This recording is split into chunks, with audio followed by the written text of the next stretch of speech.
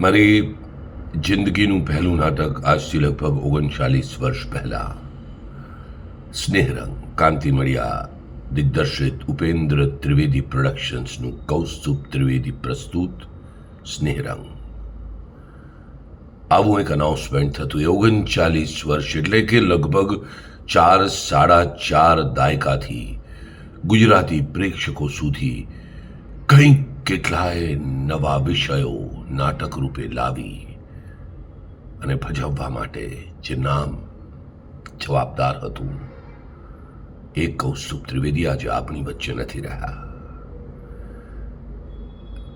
કૌસ્તુભ ત્રિવેદી એટલે માત્ર નાટકના નિર્માતા કે પ્રસ્તુત કરતા નહીં, પણ કૌસ્તુભ ત્રિવેદી એટલે ગુજરાતી નાટ્ય પરંપરા અને પ્રેક્ષકો વચ્ચેનો એક અડીખમ સેતુ. અને આજે કૌસ્તુભભાઈના ગયાથી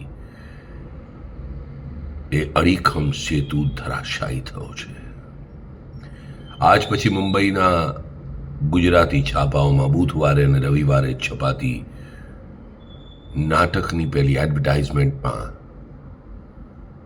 એક ક્યારેય ન પૂરી શકાય એવી ખાલી જગ્યા સર્જાઈ ગઈ છે, જ્યાં સુધી લખાતું હતું કૌસ્તુભ ત્રિવેદી પ્રસ્તુત કે પછી કૌસ્તુભ ત્રિવેદી નિર્મિત.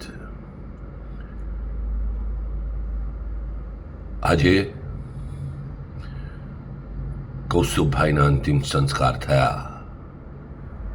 કદાચ આજ સાંજથી જ ઈશ્વરના ઓપેરા હાઉસમાં પડદો ઉઘડતા પહેલા સંભળાશે કૌસ્તુભ ત્રિવેદી પ્રસ્તુત. કૌસ્તુભભાઈ, તમે